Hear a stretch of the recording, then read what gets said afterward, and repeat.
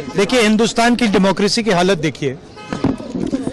300 MPs election commission से मिलना चाहते हैं और कहते हैं कि हम डेलीगेशन लेके आएंगे, हम आपको एक डॉक्यूमेंट देना चाहते हैं। इलेक्शन कमीशन कहता है नहीं, 300 एमपीज नहीं आ सकते हैं।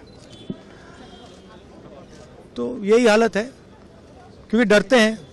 300 एमपीज आ गए और वहाँ पे सच्चाई निकल आई और हमने उनको थोड़ा जो उनके काम की सच्चाई है दिखा दी। That is why.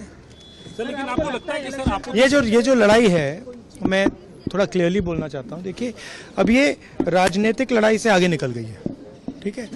अब ये देश की जो आत्मा है, स्पिरिचुअल देश का जो आत्मा है, उसके लिए लड़ाई हो रही है। कॉन्स्टिट्यूशन की लड़ाई है। 1 मैन 1 वोट कॉन्स्टिट्यूशन का फाउंडेशन है।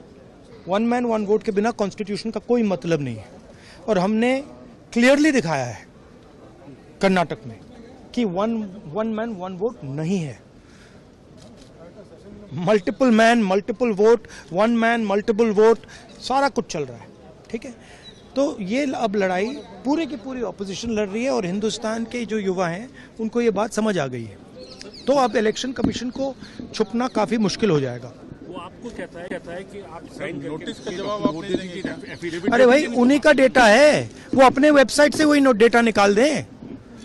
मेरा डेटा थोड़ी है कि मैं साइन करूं, उनका डेटा है। आप उठाइए अपना डेटा, हमने आपको ही दिया है, आप उसको अपने वेबसाइट में लगा दीजिए, पता लग जाएगा आपको। मतलब डिस्ट्रैक्ट करने का काम है, ठीक है। और एक और बात, आप ये मत सोचिए कि सिर्फ बेंगलोर में हुआ है।